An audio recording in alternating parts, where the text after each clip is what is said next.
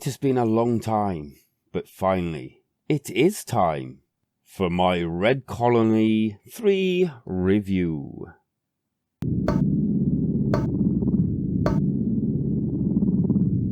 And just before we find out how well this final chapter fares, why not hit that like and subscribe buttons for more content?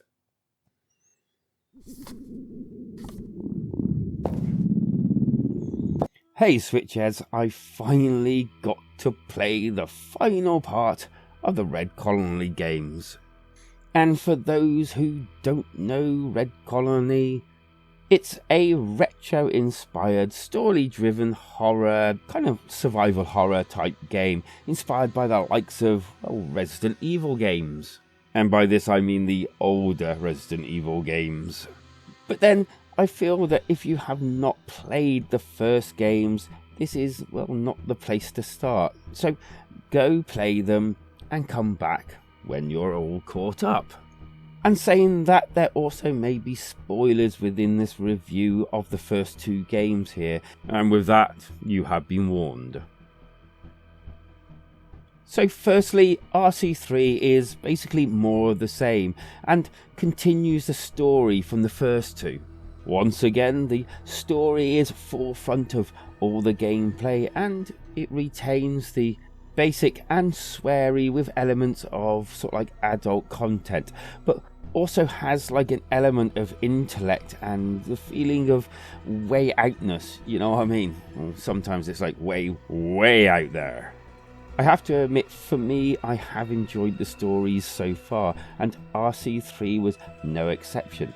It's silly, a little bit dumb at times, but compelling for its what the fuck is gonna happen next aspect to it. But then do not make any mistakes, this is still a love story. Well, of sorts anyway. And as for the actual gameplay, this, just like RC2, has been upgraded in some ways. Firstly, your inventory system has been upgraded again with a system of costumes that you will be using as kind of like health ups, because there aren't any other way of healing yourself.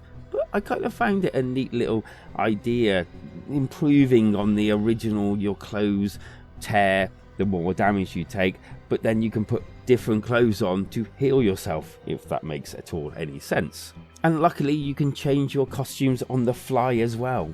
And you can even pick up comics as you're going along and look at them, and it kind of like improves and adds to the story.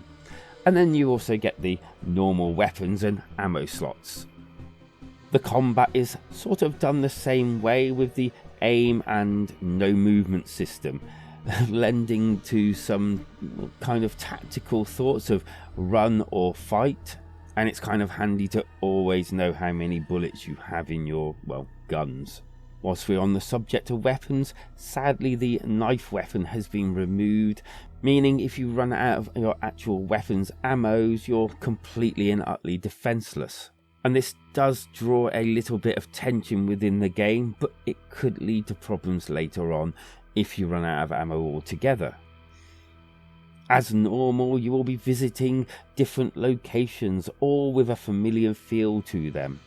Puzzles, again, are quite simple, and it just takes a little bit of wandering around and noticing your environment to actually work them out.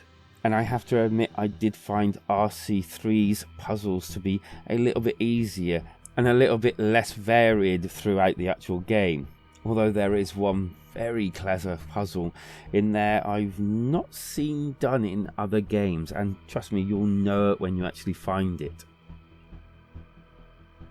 The enemies have definitely been improved in RC3, with several types of zombies and ways of actually taking them down, along with raptors and the sense to run sometimes or to stand and fight, but knowing which one to actually fight and not fight. Mainly because raptors have very, very big and sharp teeth. As normal, there is a map for finding your way round, and this is even more handy as you're needing it to find key cards and level up your access pass to gain entry to new areas. And there was even a few jump scares as well, and well, yeah, they did actually make me jump, which kind of surprised me. As well as this aspect to the game, there were also some nice little nods and winks to other games, and even some winks to some films. And you even get some new mechanics, like turning lights out to, well, basically crawl past zombies without them seeing you. And this all had some nice touches in the environments as well that kind of added to the overall feel of the game. Okay, so while all this felt great, I have to mention that my time in RC3 was not all perfect. In fact, at times it was far from it, which was a shame and really pained me to have so many negatives to go over. Firstly, I'll mention the freezing, and this kind of happened to me about 4 times through my playthrough, and it was kind of like the game would pause and I thought it might have actually been a bit of lag or something. And then on one occasion it paused so badly I actually thought it had crashed and was almost resetting it. And then there was these items. Most items show up as a like glowy little orb type thing, and some items didn't, which meant that you had to keep pressing the action button in order to find them. And this was, yes, you could find them, but it was more of a bit of an irritant than anything else, and meant that you could miss things and have to go back looking for them later on. And then there was the problem with the weapons. The first weapon, I basically didn't have it where it should have been, left the room, and then later on came back in the room and it was there. And the same with another weapon that I happened to get as well. This obviously meant that I completed most of the game without a weapon, and then got completely stuck and had to go back and find these weapons again in order to use them to complete the game. Hence my actual thing that I mentioned about the knife before. If you have no ammo or weapons, it's nigh on impossible to complete. And then there were the areas with character interaction and dialogue, and once you've gone through it, left the room, and then later, because there is a little bit of backtracking within the actual game, you then come back into certain rooms and all that dialogue is almost like it hasn't happened, and in some rooms you have to go through people and speak to them and get all that dialogue gone again by fast pressing the button in order to progress through the game. And this was a little bit irritating, considering some rooms you have to go through multiple times in order to complete the game, and had you desperately mashing through the buttons just to get past those bits. And finally, not a massive problem, but there was an issue with some of the sounds kind of like obviously missing from places. All of which though, I have been told that it will be fixed in a patch after release. And I'll say that if you're watching this and it's not been patched yet, I will leave it as it is now.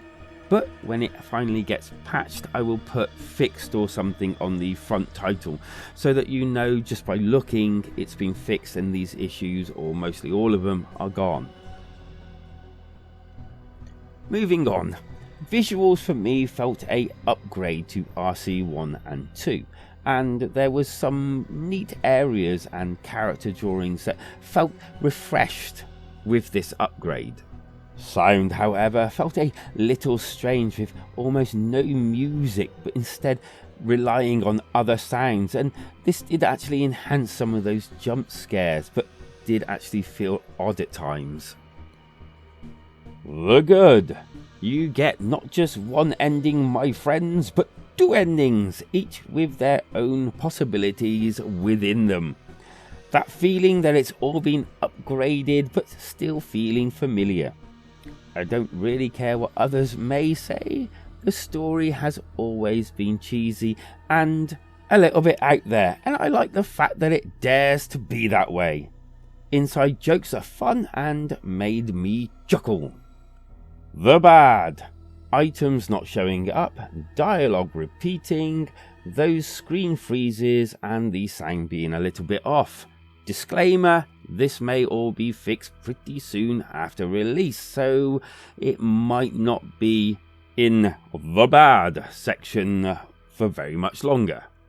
The score.